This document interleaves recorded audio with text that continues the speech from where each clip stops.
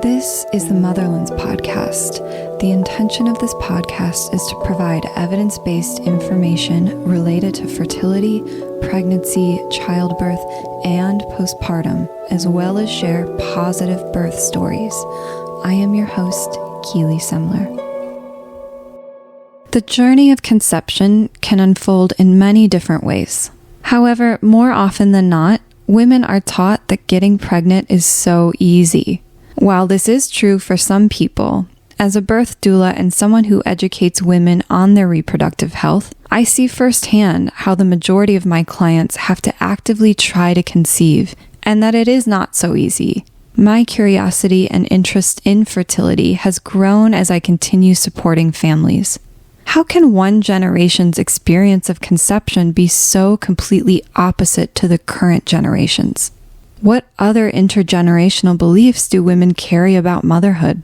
In this episode, I speak to Olivia Van Dyke, a wife, a mother, and a CEO, about her experience conceiving her first child at 24, and the self-imposed pressure she felt to get pregnant before her ailing father passed away, along with the grieving the loss of her father while simultaneously preparing to give birth. This conversation is exceptionally moving as we examine together the heartbreak and the beauty found within the everyday moments of motherhood. If you enjoy this episode or any of the other episodes of Motherlands, I would be forever grateful if you left a rating and a review.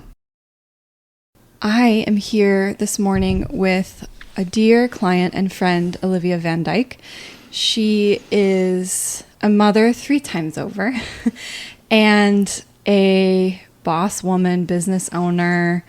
I'm just really excited to chat with you today. It's truly my pleasure and honor. I'm so excited.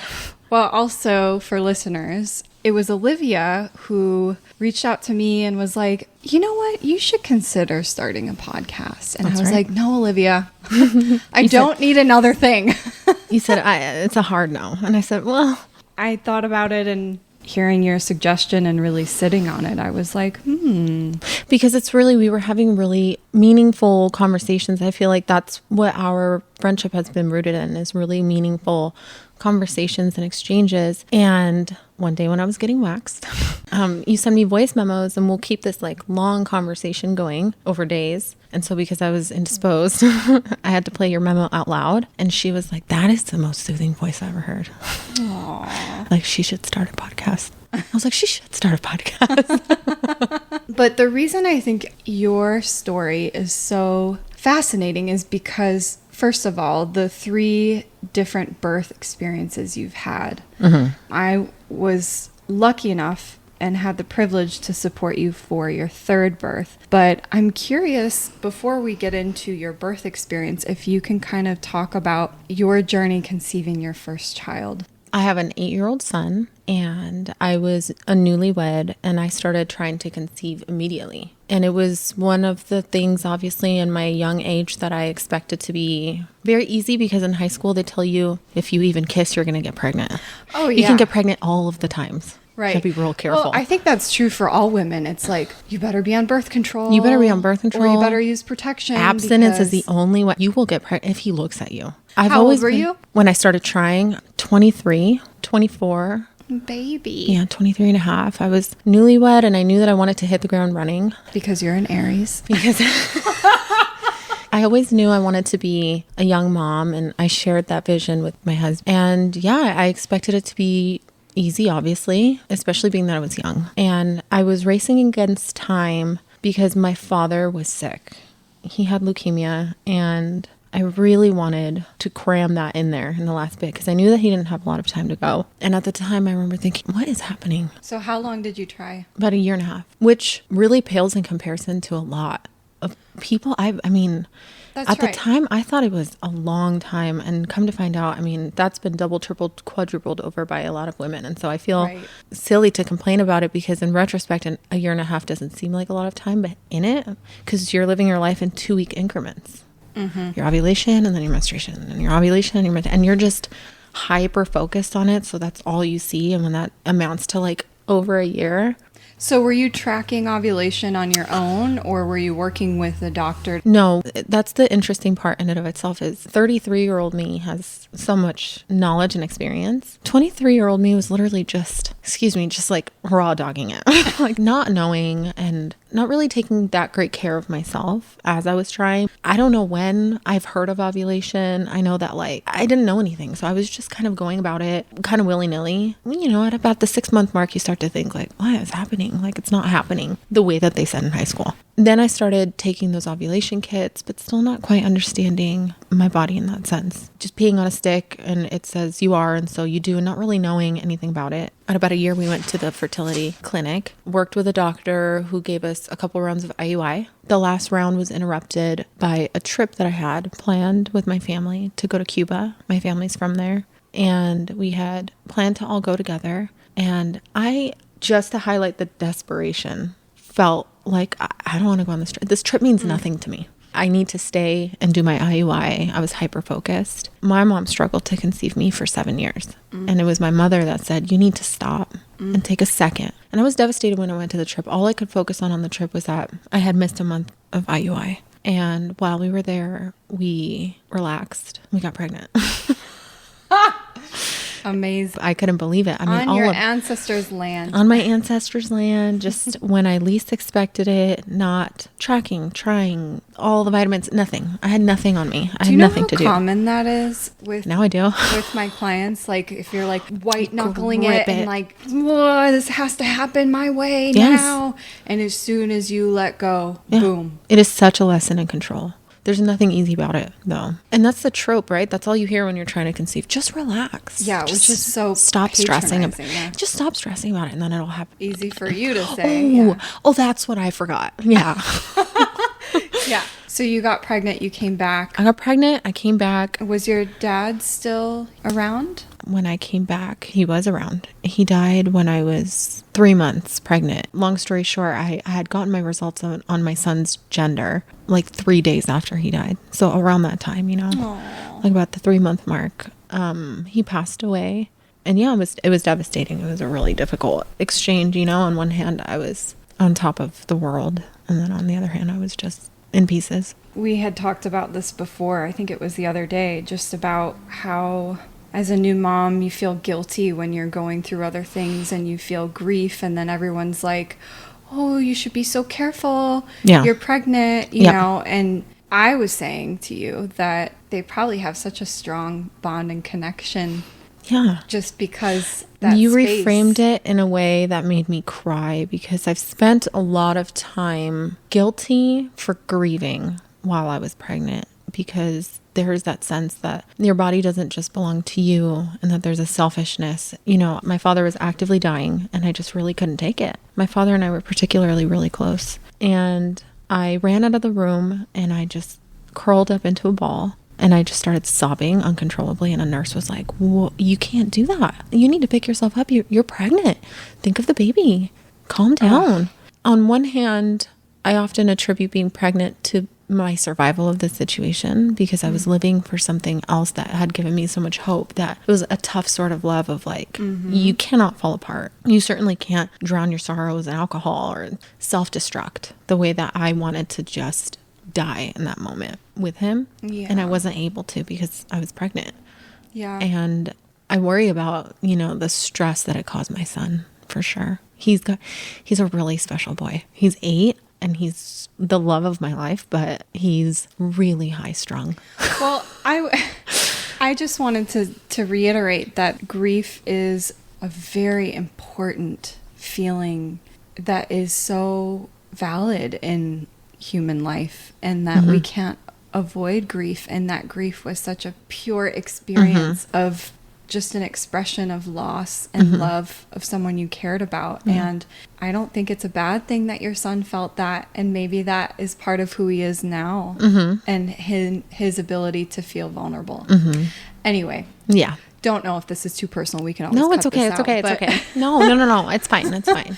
But I think that, you know, I've had some clients experience a close loss during pregnancy, and just how you feel like a fish out of water, because it should be this time of celebrating and excitement, and it's not always the case. Yeah, it's really stressful, but it's also the human spirit. I grew so much in that 1 year in 2015 because my brain, my soul, my heart, everything split in two, and I was able to simultaneously experience intense grief and loss and stress and joy and excitement, and all in one. And did you ever watch Inside Out? It's a Pixar movie. I don't think it's so. about your emotions, and I watch it with my children today. When they're children, their emotions, they come out in these little marbles, and they're all one color, right? So when you're sad, it's blue, and when you're happy, it's yellow. And so in the story, as the story gets more complex, the marbles come out multicolored. And it's a way for the children to realize that. But also, I was 25 and just realizing I'm super low and I'm super high at the same time. Isn't that motherhood? Yeah. Too? Yes. You tell me. And then it just hasn't stopped for 8 years. Just like, I'm so mad and I'm so happy at the same time all the time. Yeah. So that's essentially what it is. But it was my like cold opening into my first experience in it, for sure. Because life was a lot simpler before then. Yeah. A lot simpler. So you got pregnant with your son. You were just raw experiencing the loss of your father. What was your birth experience like with your first? So Jackson came 2.5 weeks early. I started feeling some contractions, but it's your first. And that's the most fascinating part. There's no experiencing your first ever again, but not knowing what it was like and not knowing how bad it was going to get. The labor started slow and it went a really long time. It was like a total of 3 days, I want to say. The last day being like active labor and a lot of stalling and waiting. For not knowing anything, I did know that I wanted a natural birth, that I did not want a C-section. And there were a couple times, that it was like, well, if he doesn't start moving, that whole thing, then we're going to have to start considering. And so you gave birth in the hospital? I gave birth in the hospital. And I gave birth in the hospital because that's what you're told to do. And my birth with Jackson was so interesting. There were like 20 people in the room while I was laboring at all times. The entire family was there. All of my in-laws, all of my sisters, nephews, my sister, my grandma, my grandpa, everyone in my family was there. Was that a choice you made? Do you think there's a cultural component to that? There's a cultural component. There was an excitement component. He was going to be the first grandbaby on my side. So my side of the family was just like, oh, we'll be there. They brought Portos. It was an event. For anyone listening that doesn't know what Portos is, Olivia, tell them what Portos is. It is a Cuban bakery that is always slammed from open to close. There's a line out the door, and it's Cuban food. My family's good. Cuban, yeah, and it's what you get. You got a labor, you got a funeral, you got anything. You got a wedding, yeah, you get baby shower. I'll go get the Portos, yeah, baby shower. And I'll never forget the cruelty. I was so mad because they don't let you eat, and I've been laboring for days, and I'm freaking starving. Which, if you had a doula... If I knew what I knew now. I know. And so listeners, in the hospital, if you don't have a lot of medication, you are allowed to eat. And even with medication, you are allowed to eat. It's cruel to say that someone can't eat for 3 days. That's an important thing that I've learned too, is you're allowed to do a lot of things that you're discouraged from. And you don't know that you're allowed to say, no, I'll be eating. Because although I technically had the right, I was not. They were like, don't eat. Right. And I was like, oh, okay. And so my grandma's walking by passing Portos out. And she's like, here, honey, do you want something to drink? Like, to everybody, like, we're at this family party. And I'm going, I'm just so hungry. And they're like, not for you. For us. We're watching. And a contraction would come and go. I had an epidural and it wore off. That's how long I was there. It wore off, but now I'm at a higher level. So I was starting to get real uncomfortable. And I started to get very, very irate because at one point it had gone out. And not having experienced a labor before, not having graduated to that level, but just kind of within a matter of minutes, the epidural wearing off and waking up at like what was 7 transition, I was... 7 centimeters. Centimeters, yeah. 7 inches, yeah. No. That's what it feels like. Yeah, that's what it feels like. I became very panicked, very irate. And they kicked everybody out of the room, who ended up being my midwife my 3rd time around. I didn't know her. And I'll never forget this. It was a midwife that was on her way out from finishing a shift. And I was in agonizing pain. I was sobbing. The only person there was my husband and my mom at this point, and my mom was holding me like a baby. So this was a hospital birth, but your hospital had midwives. My hospital had 2 midwives available. Everybody else was an OB, and I hadn't seen her before, but she was on call. I guess walking around and happened upon my room, because at that point I was screaming. Screaming for my epidural, screaming out of fear. My mom was panicked, just trying to like hold me, and I felt like I was panicked, like I was going into panic mode and just flipping out. Like I needed medication yesterday. And she walked in and took me by my face and she said, "Look at me, breathe." And I said, "Okay," and at this point I'm like so desperate. I feel like I'm not even really like all that cognizant. You start to lose your grip on reality. And so she bear hugged me from behind in my bed. And I found it so weird at the time because I wasn't used to that amount of intimacy from a doctor or a clinician at all. And I remember it's pretty much one of the only things I take home from today was the humanity that she showed me when she got into bed with me and forced me to mimic her breaths and told me when the contractions were coming and held my belly and held onto me and bridged the gap between, where I was and when the epidural was going to get there, which they said was down the hall. 30 seconds feels like an eternity when your body's on fire. She was so encouraging and just told me like, "You're gonna do this. We're gonna do this. Like, hold my hand. We're in this together." That made all the difference. I was able to withstand what was insurvivable with a little bit of, I don't know, compassion, empathy, affection, presence, physical touch, patience. Yeah. Love. Essentially. I had never experienced that before. My mom was begging her and crying to stay and do the birth. And she had a hard boundary, which now I understand, and she said, "I'm sorry, I need to get home to my kids." And my mom was like, "Please stay. She can't do this without you. Like, you made all the, like, she was able to do it, And long story short, she had to go and that was okay. And my epidural came and I couldn't feel anything anymore. So I was fine. Then it came time to push and I just couldn't really feel anything. And I didn't really know what to do. And everybody was just kind of yelling at me. Like, "Don't you know what you're supposed to do, idiot?" And can I just tell you how awful that is? I've had so many clients tell me that.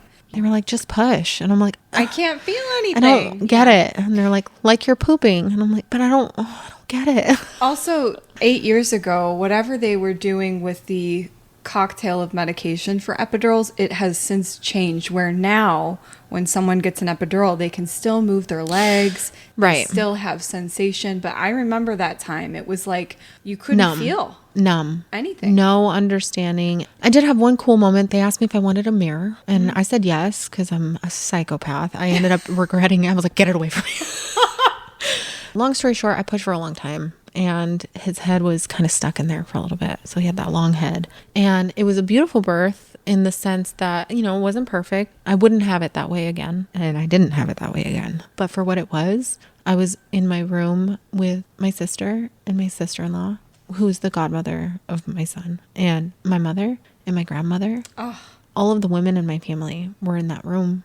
My mother-in-law was there. And I had 0 sense of shame. They were all downwind, staring right up the alley.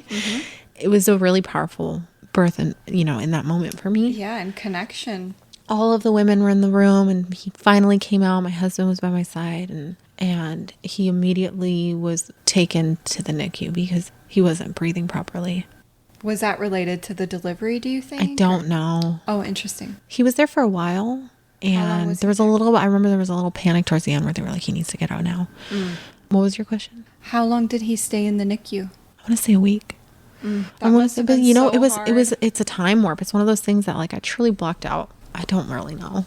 I know that I'd never had a kid before, so I found it normal that they whisked him away to do the weight and all that stuff, and I didn't really question it. And quite frankly, I was done. I was blacked out. I didn't even know where up or down was. And so when they took him away, in that moment, no one gives a crap about you. All eyes on the baby. Nobody's like, "How are you? How do you feel?" Everybody just runs to the baby. And that's kind of like how motherhood is from here on out, And everybody kind of dissipate. Everybody left.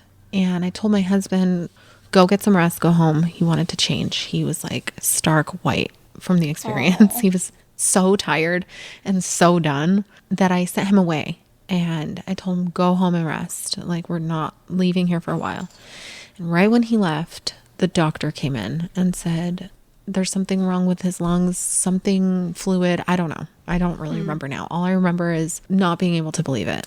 Yeah, so there was probably fluid that entered his lungs, and so he was having a hard time breathing. What it was for me at the moment was 6 months before that, my dad died of pneumonia from the cancer, because that's ultimately what kind of gets you.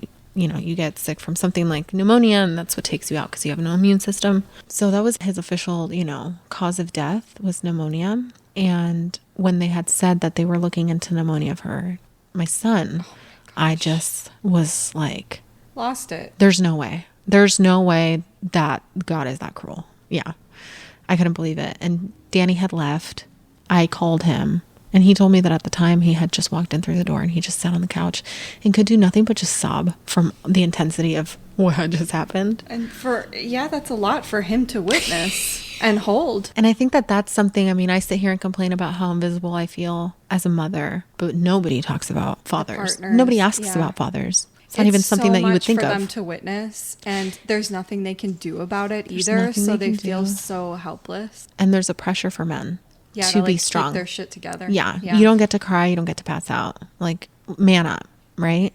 And so there's a pressure for men in that situation that I have a lot of empathy for my husband for, because, going home and losing it, and admittedly for me going, oh yeah, I forgot it affected you. As a doula, I really, really, really, really always enjoy supporting the partner, even though when I first meet clients and I meet their partners, they're usually like, what is she going to do about all this? Right. What is her place in this? Is she going to take over my place?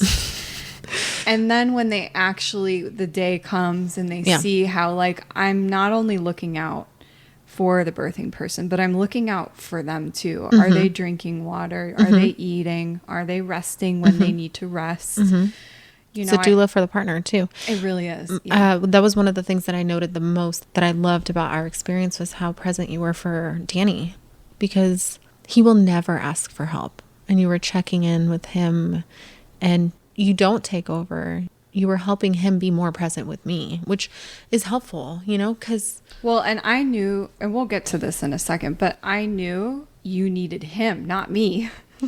As is with most, it's such an intimate moment. But I also think when you're in it, you can't necessarily articulate it. So having a good doula just more check in with the partner and say, you know what? You don't need to make pancakes right now. It was banana bread. Banana bread. Come hold her hand. Yeah. And I think that was very instrumental, because it's true. And the husbands don't always know what the wife needs. So my husband, in our third birth, he started panic baking because he didn't know how to filter his stress. And his love language is he's very big on acts of service. He's a doer. So he was like, I'm going to make enough breakfast for the whole town this morning to make sure that the kids are fed. And I'm sitting here going, I just need you to watch me be in pain. But like literally, that's it. Presence. Yeah. Presence and support and witnessing. Because there is nothing that you can do. Like, you can't actually take my pain away, and you can't actually make it that much better, like in a literal sense.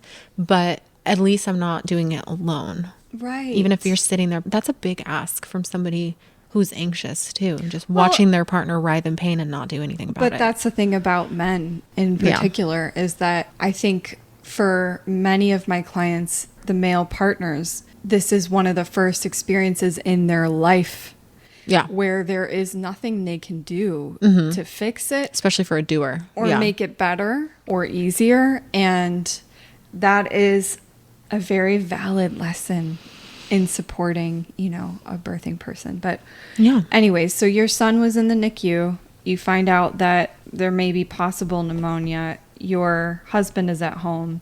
So were you in the NICU at this point? Yeah. I mean, honestly, I remember it in like these flashback snapshots. I remember shuffling down the hall, waddling in pain, and just seeing my son.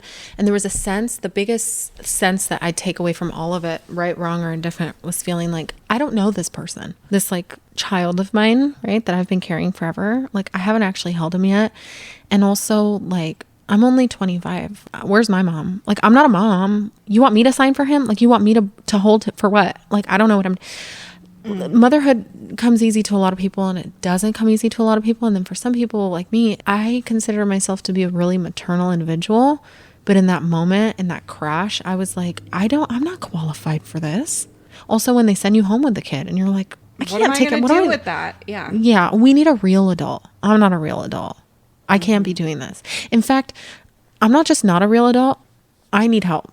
Narcissistically speaking, like I'm not okay. So he'll be fine, but like I need help, you know? Yeah. Like you just had this crazy birth experience that was so emotional and so physically and emotionally, energetically taxing. Now he's in the NICU.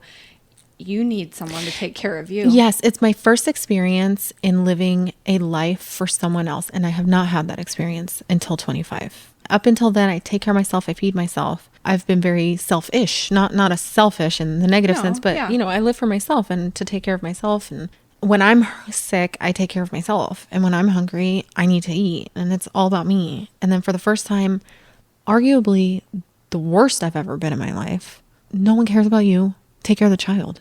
What's interesting that you just shared is that you haven't even held him yet. You don't really feel connected to him. No.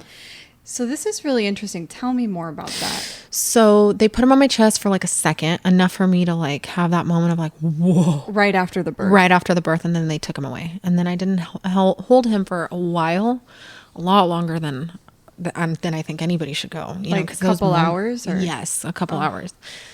Spoiler alert, I ended up having really bad postpartum with him, if that's any surprise at this point, which I didn't expect at the time. Another thing that I didn't really expect. But yeah, I went to the NICU, and everybody was treating me like a mom because I had just given birth, but I felt like a total fraud. And I remember looking over my son, and he was kind of wiggling, and I had this like, you know, when you're trying to turn on the engine and it sputters and it's like, and it's not quite turning on. I had these moments where I would look at him and think like, oh, I'm attached. Like I could feel that attachment happening, and then I would numb, and then it would happen, and then it would numb. And I was, in retrospect, I was just exhausted. I was so tired. I was exhausted. But that's a really, I think, important thing that I'm so happy that you're able to articulate. And that is, however a birth plays out, whether it goes as planned or things go sideways, sometimes it takes a little bit of time for the mom to feel connected to their baby. Right. And that in and of itself is not bad. It's not wrong. It just is. It just is. And I don't think many people talk about this. Everyone is like, oh, I instantly feel connected to my baby. And I tell my clients all the time, sometimes it's not instant. Sometimes you might look at your baby and go, I have no idea. And sometimes there's a delay from trauma too. I mean, in retrospect, in the moment, of course, my inner dialogue in that moment is, you're a piece of shit. Are you serious right now? Like, you can't even be like, why aren't you? A, B, C, D, E, fill in the blank. And in retrospect, I was thinking, gosh, I ended up carrying the trauma from losing my dad those mere 6 months before for years. So I don't know how in the moment I didn't notice that I was just traumatized and just exhausted. But it came, and it came when I held him. I did hold him, and it was really devastating to feel all the little tubes on him, you know, and not really quite, you know, get it and not be able to truly hold him. But he was so cute. And I did get that sense of like, oh, okay, like he's mine, you know, like, oh my gosh, okay. Was it hard having to go home empty-handed? That's what I was going to say next. Was then I spent one night, and then the next night they were like, off you go. And during that night, because he was in the NICU, I know that moms don't sleep, but I definitely had never experienced being woken up that much from nurses being like, you got to pump, we have to take vitals, we have to take your blood, we have to check this, and this is the vision person and this is the ear person. I remember just being like, Jesus Christ, like let me, you know. And they would bring the pump in, and of course the milk's not coming in. Of course.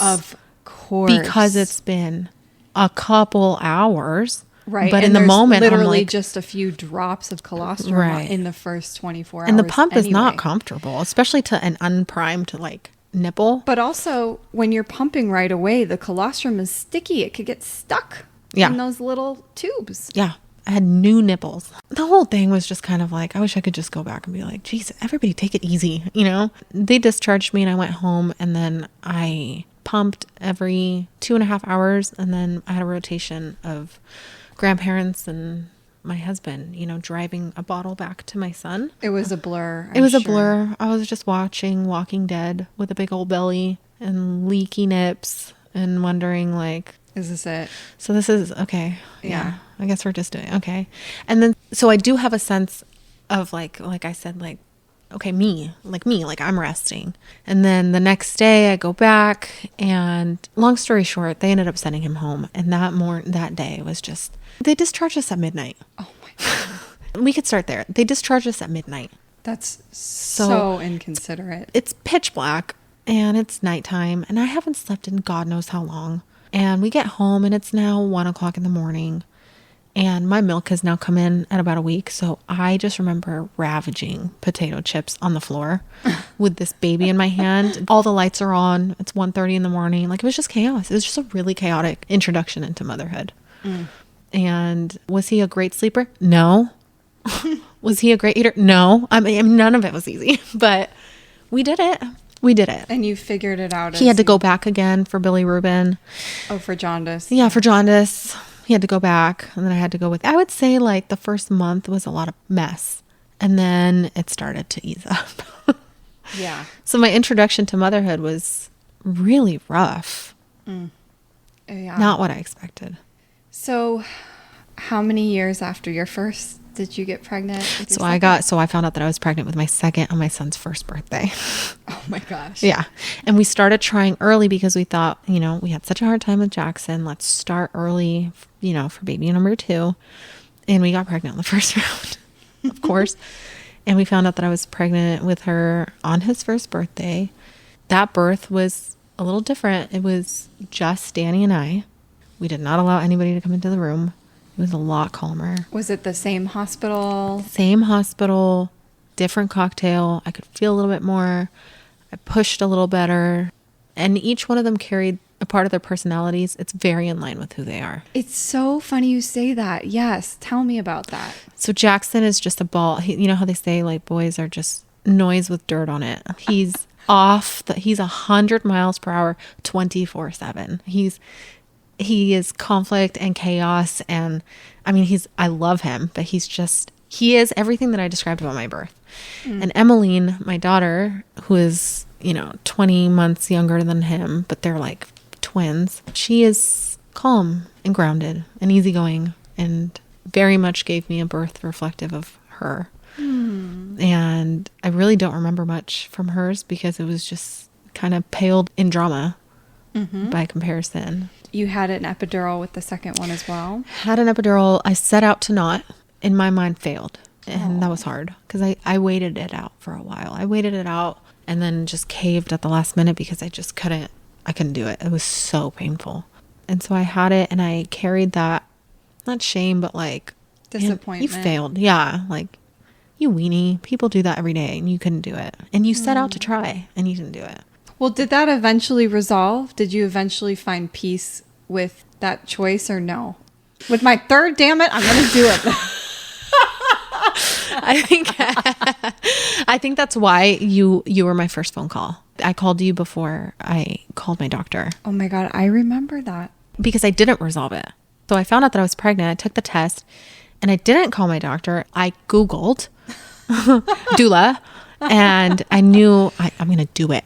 I'm going to do it. I'm going to freaking do it. And I also knew at that point, you know, with a couple years under my belt, documentaries that I've seen, books that I've read, like after growing a little bit in my understanding of my own body, I knew, like, oh, I need a little bit of help, you know, and support. And my biggest thing was that I was terrified to have a third. Yes. I knew that I wanted a third, but I had an absolute panic attack when I did realize that I was having a third. Well, I remember that phone call. I know exactly where I was. You'll get a kick out of this. I was at one of my teacher's houses, Laura Elliott, who I've interviewed that you just on interviewed. the podcast. Yes. Yeah. So I was just finishing a session with her. Oh my gosh. And I get this phone call from an unknown number, and it's just like, "Hi, my name is Olivia, and I'm panicked. Pregnant. Are you a doula?" And I was like, "Yes." "Well, I just peed on a stick, and I found out I'm pregnant, and I really need support, and I really want." I just remember you like, I was like, "Amazing, let's meet." You know what's funny about that is that that's actually really real, because on my end I was like, "Do I have the right number?" And you were like, "Yes, I am." And I remember being like, "Ooh, she's soothing." I just peed on a stick. So I actually called 2 other doulas and did not feel a very good connection over the phone. And I remember when I called you being like, "Okay, like I'm down. Let's just like send me the paperwork and like I'm ready. I don't need to know anymore." Like I feel so panicked, and then I'm on the phone with you and I feel less panicked. So and I was like, wait, I want to meet you first. I think I came to your house. I met you and Danny. And I sobbed the entire time, I think, because I was like, I don't know if I could do 3. What I remember from that meeting is you were nervous about having another, but also I remember you saying, "We have 2 amazing kids, and I just feel like a third is just going to mess up the dynamic." Mm-hmm. I can't even imagine the dynamic without my third. No. And here's another thing that's interesting is I had a really hard time connecting the first time. And then I had a lot of fear bringing a third into the mix. And and there is a grieving too, yes, of the family unit as you know it to be. 100. And I'm a really sentimental individual, and I carry things really hard in that sense. So when I was in labor with my third, I wrote letters to my other 2, like almost apologizing, like, "I'll remember our time together fondly." You know, like I was experiencing a lot of mourning for the only life that I really knew, because I had Emmy so close to Jackson. So it's just been the 2 of them for a while, and I got used to that. So with your third, when did you get pregnant with your third after your second? About 2 years later. And so she was 2 when I got pregnant, and I connected with the third immediately. Bringing Ellie home within hours, I couldn't remember what life was like before her. And another thing that I was fearful was that I had suffered postpartum with the first 2. That was a big fear of mine. I was thinking like, I can't do that again. I can't do that again. And I didn't. I had no I was elated. Wow. Postpartum. Oh my with gosh, with that's Ellie amazing. the entire time. I was like waiting for it to drop. Yeah, it's gonna happen. And it just didn't. And I never experienced it. And I really hypothesized that it was due to being completely unmedicated. Like, no, not even saline. Like, I was not hooked up. I did it 100% natural. And I truly feel like that was the only thing that I did differently. And my postpartum journey was vastly different.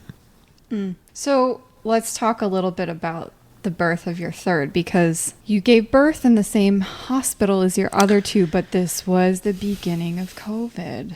This was April 17th, the year of our Lord 2020. Yeah. I remember you and I being like, what are we going to do? Well, yeah, because they had just changed the hospital protocol to 1 person. You told me that when I was inside of a Staples trying to get toilet paper, because that's how little toilet paper there was anywhere. Oh my gosh. At the height of it, that we went to a Staples and we're like, "Do you have toilet paper?" Like the office level toilet paper. Yeah. And you then called me and were like, "Listen, I don't think," and I remember just being like, "What is happening?" Yeah. I had a meltdown. But I was like, "Listen, we're going to keep you home as long as possible. You're going to roll up to the hospital and pop drive your through. Baby out." Yeah. Drive through. And that's essentially what happened. That's exactly what happened. It was great. So you called me. It was the middle of the night. I came over. You came over. You told me to go back to bed. It was like midnight. And I told you, okay, I'm starting to feel it. And you said, okay, try to get some sleep. And I did not. And Danny did. He slept like a log. I want that noted on record. He slept like a baby. You came over like around 2:30, 3 o'clock. And it was the best experience I've ever had in my life. That was the best labor. We had so much fun. It was so much fun. I want listeners to hear, if you're my client or you're pregnant and you are nervous about giving birth, like, you can have fun in labor. Yes.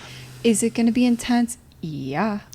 But pain doesn't equal suffering. Yeah. Which is what I learned. Yeah. Yeah. And I just remember we labored in your bedroom, in the bathroom. You took a bath. I took a bath. We were giggling. We were just for a talking. little walk. Remember we went for that? a walk. My water broke. I never even got to experience a water breaking. I wanted that moment, and I got it. I had a little walk. We had chickens because it was pandemic season, so we were doing all the things, the banana bread and the chickens and stuff. And my husband bought chickens the week before I went into labor because... Well, and your kids were around. They got to be a part of it. Yeah, they woke up and you heard their little footsteps coming down, and they opened the door and they saw me there, and it was really festive. It was really beautiful. It was home, and then my mom came later. That's right. It started to get really intense. My husband cooked. I mean, I tease him a lot for that, for making banana bread, because everyone would be like, "What the? Why are you doing this?" You know. And he made bread, so the house smelled really good, and it was super cozy, and then it started to get real. In fact, I have a little snippet that you took of me.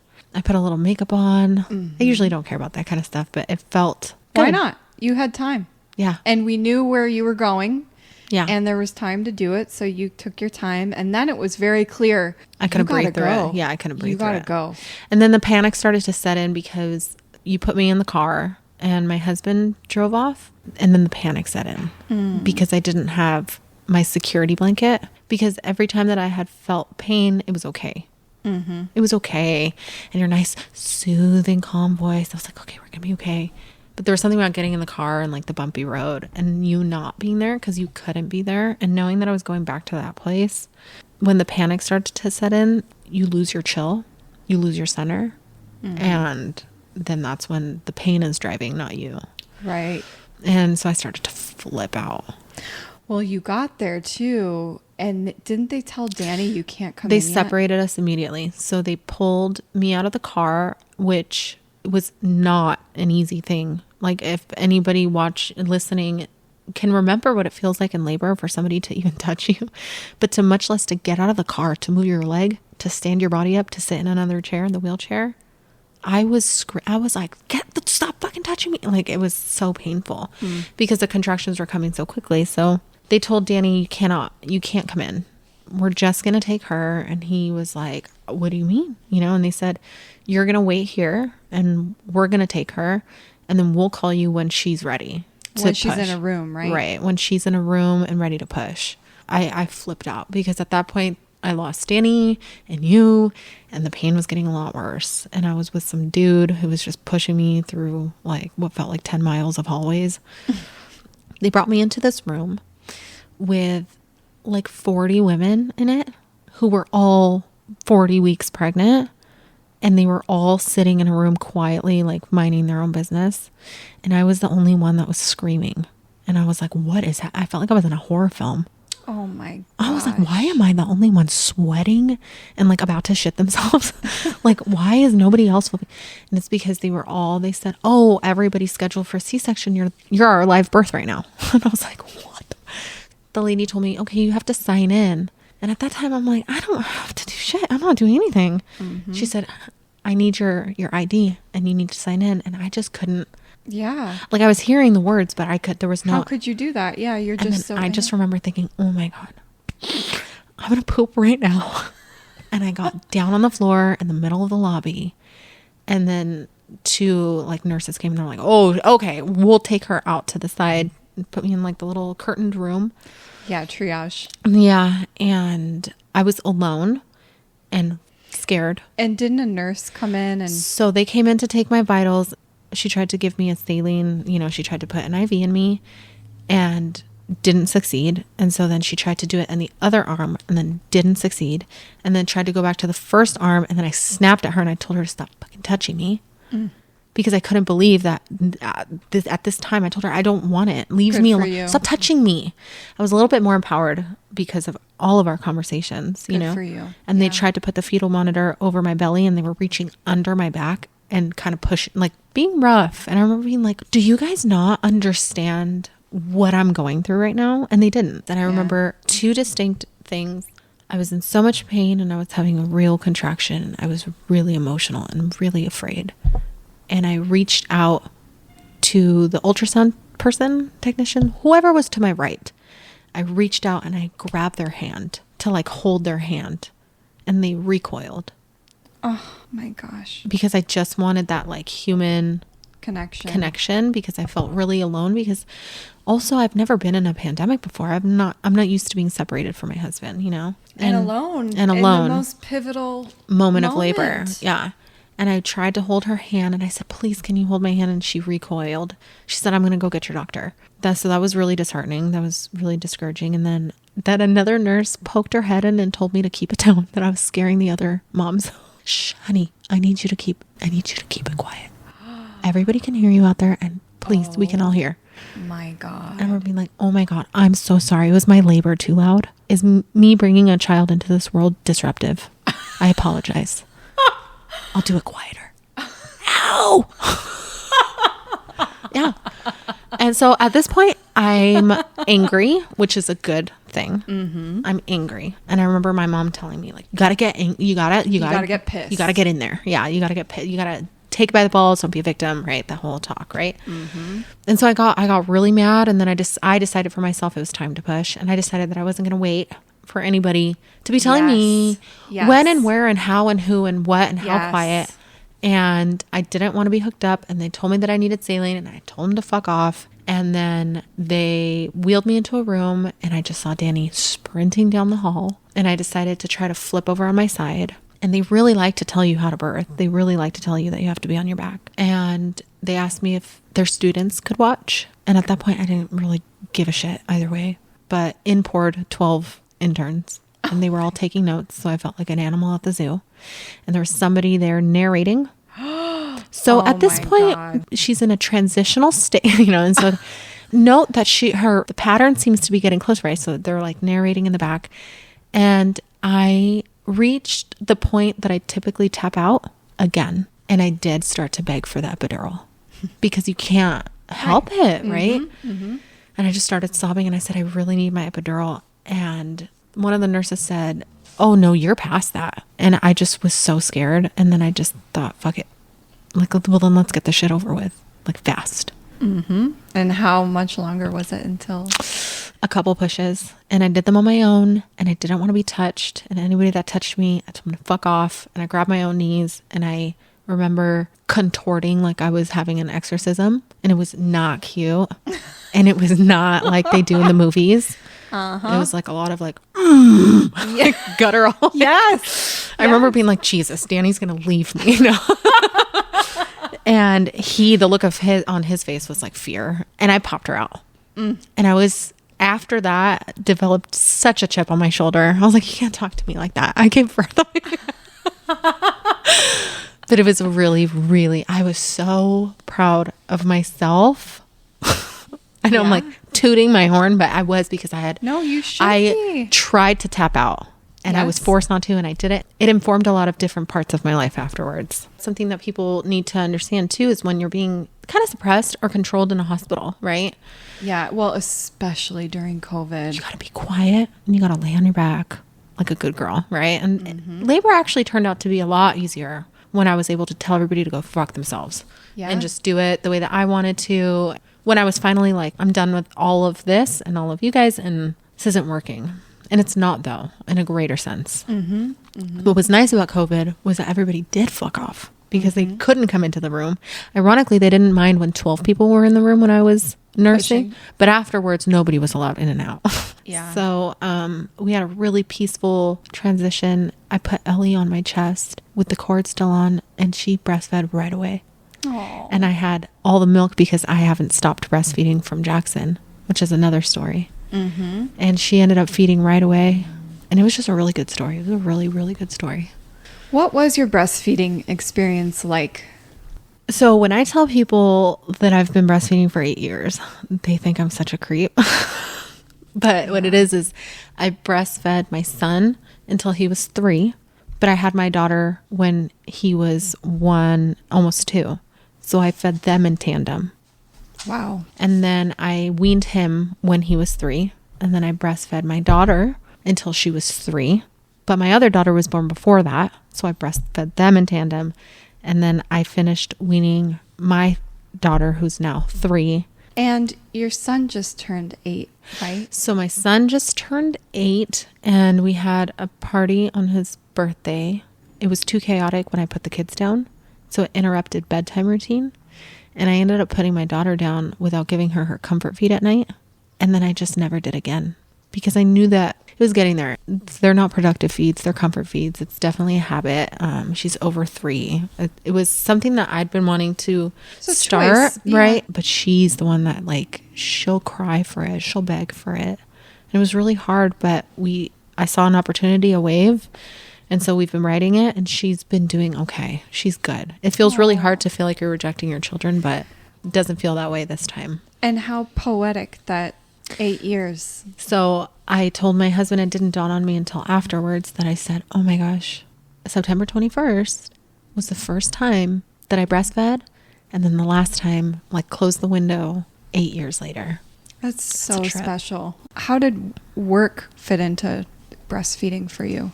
I am grateful enough that it worked out that when my dad passed away, I took over his company. So my hours are not, and that's something that I feel really blessed in, is my hours are not 8 to 5, you know, and I'm able to come and go into the office when I can. And so Amazing. It's really facilitated me being able to work and be a mom. And so oftentimes I bring my babies into work, especially when I'm breastfeeding, and I don't stay for that long. I stay for, 4-hour windows, enough to get my work done, and then I go home and I feed. So I was able through my specific work schedule to make it work. And it's something that I'm grateful for. I wish everyone had that. And honestly, you could get a lot done in 4 hours. Yes, you can. I have developed such a sense of like admiration for, I employ women, mothers, and I feel guilty. I'm very aware of the toll that being a working mother takes. The women that I work with, that's a mother of young children, employers that would say like, give you flack for missing work or not. I want all of their kids in the office. I don't care. They come to work. When she had to go on maternity leave, we gave her of course, more than what California gives you, because California doesn't give you much, it's 8 to 12 weeks. 8 to 12 weeks. And I want to pay it back because I know that it's not easy. I'm aware of the privilege that I have in that sense. And it's facilitated a lot of support for me that other women don't have. I've heard sometimes that when a woman becomes a mother, she gets so transfixed or so engulfed in her role as a mother that sometimes her relationship to her partner can, kind of fall to the wayside. What do you think of that? Yeah, not just your partner, yourself. When my parents divorced, a big narrative that I had picked up on later and discussing with them as adults and discussing it with my mother was that after 7 years of trying to conceive, my mom, when she did have me, became very lost in motherhood. What felt like a good loss at the time. She dove in head first. Which is so common. Well, which is what you're supposed to do, right? But left behind being a woman, I guess, according to my dad at the time, where he said, I lost my wife to motherhood. She was no longer A, B, C, D, E, which is so true. For a lot of people, my mom says something that's really important, which I carry a lot with me through a lot of different situations. She says, nothing's permanent. If he only had the patience. For what it is, they ended up having a great relationship post-divorce, but I had that as a cautionary tale. My mom still talks about that today. Don't forget to feed the other parts of you that are a woman, that are a wife, that have needs and pleasures and things that are often there's no space for in motherhood. And that's not something that you hear a lot either when becoming a mom. You're supposed to be a good mom. You're not a sexual figure anymore, by the way. Those titties are for milk only. Right. Right. Yeah. But I also think just with hormones, most people's sex drive kind of plummets for a while. You want to talk about that? My daughter, what's funny is, it was a very calm experience. My one thing that stood out in that pregnancy was, I don't know what it was. My sex drive plummeted. And it wasn't just my sex drive. And I have not experienced it since. And I would be so fascinated to find out what it was. But I'll describe it. I couldn't stand being touched. Like if you rub against my arm, rub against my foot, it disgusted. Like I hated it. I hated being touched. I was so afraid that entire pregnancy because I couldn't help it. It was not something that I was doing. It was something that was happening to me. And I had zero sex drive. Yeah. it was really hard with my husband because he was like, what's happening? God, it's so common though. I mean, and no one, felt it's a dirty so secret. alone. It's I felt such so a dirty alone. secret with so many I women. felt so much shame. I Yeah. felt so much shame. I didn't know who to go to. And like, you don't really talk about sex that open, Right. like with your mom as it is. But I remember telling my mom, like, I can't be intimate with and everybody just being like, nothing is permanent. Let's see how it stabilizes afterwards. But my poor husband was so patient the entire time and never pressured me, never made me feel bad, was so loyal. And now that we talk about it in retrospect, he said I was holding my breath, hoping that it was This temporary. was your third child, right? This was with my second. Oh, with the second one. And so that was another fear going into my third one was, oh my God, is this going to happen to me? But it did not. But we must have been intimate a handful of times the entire pregnancy because it was just one of the symptoms that was happening to me. And it did thankfully wear off, but it was such an isolating, out of left field, never even heard of that. Yeah. And then also postpartum, like most people feel totally tapped out and also foreign in their own body. Yeah. And then shameful that they don't want to connect intimately. Right. And that is, it's amazing that you don't have a sex drive after being sleep deprived for 6 weeks. What's wrong with you? Well, why don't you want to have sex? You don't have a sex drive when you pushed a 8-pound. Why don't you want to have sex? Is it all the milk coming out of your boobies? Yeah. Is it the screaming child next to you? Is it the fact that you don't recognize your body? It's bananas that they're like, you're cleared now. And it's like, great, I've been itching. It's wild. But it is one of those things, I will say, that I have heard from multiple women that they're like, jump back in. Like, just do it. Nobody wants to in the beginning. Nobody does. It's not something that our sex drive is just not heightened, but it is a rhythm with your partner that you had before. And it's a connection. And a connection that will come back. I know that that's not the most PC thing nowadays to say. It's a cold pool that you just got to jump back into to find your rhythm back in, if you're up for it. I mean, if you're up for it. No pressure. And there are other ways to be intimate as well. There are other ways to be intimate. And that's hard. I think it's really an adjustment for male partners. There's so much pressure. There's so much pressure because you've added children in between you and your partner, and they require so much from both of you. They deplete all of your resources, and you still have to make sure that you're connected with your partner. And it's sometimes feels like too much to balance, but we do it.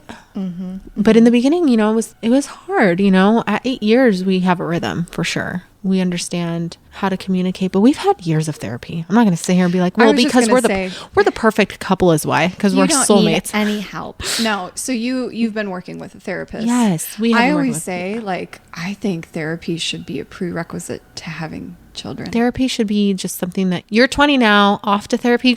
You should just be doing it. Something that I didn't realize that I found out, that I've been finding out, that I learn every day is, so your kids are amazing, right? And we love them, and they look just like us, and they act just like us, and there's a lot of great things. We fall in love every day with our children, and there's so much beauty in it. The reality is, my children bring out parts of myself that are the best. They really bring out the worst in me.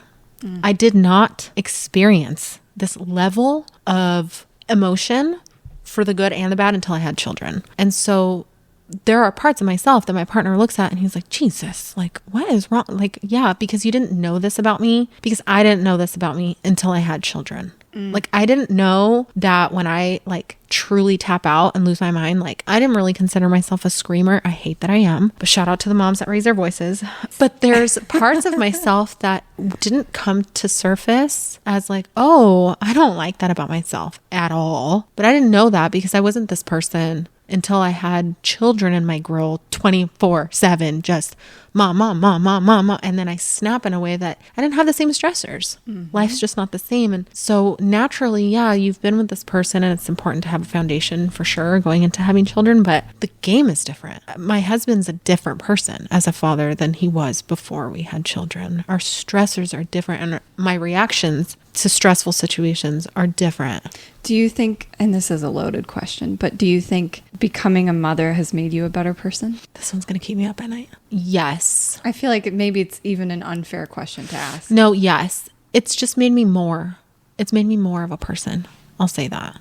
It's made me more colorful. If I was red and blue and yellow before, I'm a rainbow today. And not all those colors are great. A lot of them are, I wish that would be better, but I'm just more alive. There's so much more stress and there's so much more chaos and there's so much more happiness, but it's not all great. It's not. And when we buy into that, I feel like I'm complaining because I love my, I feel like I have to, I love my children.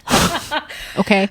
I just mean, you buy into this like, yeah, it's going to be great. And I'm going to be a great mom. And you know what? All the other moms, they don't know what they're doing. Like, I'm the best. Like, I'm going to be the best. I'm going to buy all organic and I'm never going to raise my voice and they're never going to say anything wrong and they're never going to watch their phones and they're never going to yell at me and I'm going to start a YouTube channel. I'm going to be so great. No, I spend a lot of nights going like, why do I suck this hard? But I learn a lot and I make a lot of valuable connections that I didn't have before. My world is just painted a lot more colorfully. That's the reality of it. I want to be like, yeah, I'm for sure a better person. I'm just more. Thank you so much for being Does that make you you're like, I don't know if I want kids? No, I was actually just thinking you nailed it. Really? You nailed it. That was so special. For anyone listening that is trying to conceive or is currently pregnant, about to give birth, what do you have to say to them? Looking back on your 8 years being a mother, what is something you wish you could go back and tell yourself at the beginning of this journey? I would tell myself to trust myself more, that I am capable. I'm not as incapable as I feel, that it turns out okay, that nothing that we really see today looks the same in 5 years or in 10 years, and that it all works out. Even when it doesn't. Even when it doesn't. The point is that I am here talking about it.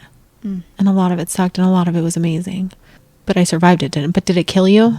Right? No. So I have a lot of like sympathy, you know, for parents out there that are struggling to conceive and struggling in newborn phase, toddler phase. You know, there's a lot of confusion in marriage and in the midst of it and in yourself and your self-identity and the way that you feel. And there's so much pressure and not even just to calm down, right? Because that's what we're sick of hearing is just if you calm down, it'll all be fine. Just that in the end, when you look back on it, you'll be fine. I know that you are not present really on social media at all. Do you think that has sort of impacted your ability to focus on family and kind of get out of this vicious, unhealthy cycle of comparing other people? Yeah. I mean, like motherhood TikTok, like I never partook before. Why not? It just really repelled me from the jump. It was something in my bones. When Facebook came out, I was in high school. MySpace repelled me, just utterly repelled me. And I feel like I saw it for what it was, which was, look at me, I'm so much better than you. And look how cute I am, and look at how thin I am, and look at how much fun I'm having, and look at how my life's so much better than yours. And people are like, they like to tie it up in the, oh, I'm just sharing pictures for my distant family bow, but I don't buy it.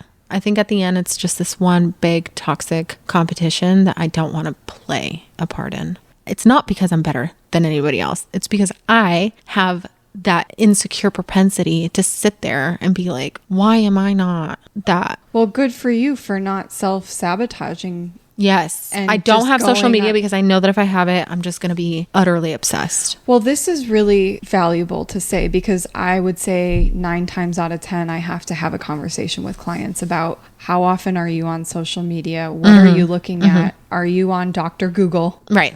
And I don't have FOMO. And that's the thing that when I tell people, no, I don't have anything. I have a LinkedIn that my office runs for me. They gave it to me kicking and screaming. I didn't want it. And they run it for me because even that, I'm like, I don't want to see. What it really comes down to it is I want to see what I want to see. And also just the privacy that you have. I'm very private. Privacy, yeah. I'm very intimate by nature. And so if I want you to see my children, I'll send you a picture. And I don't have FOMO and I like it.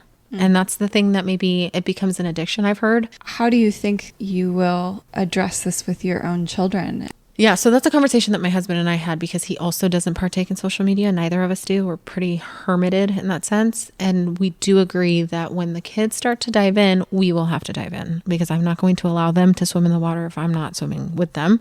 And I'm not going to deprive them of socializing, especially if it's happening online, but I will be monitoring it for sure. I'll be looking out for it, definitely, and keeping up, but that scares me. But I'm trying to raise them with similar values. See, the thing about it is the FOMO happens when you're seeing it. Mm-hmm. I just live in a bubble, my own bubble.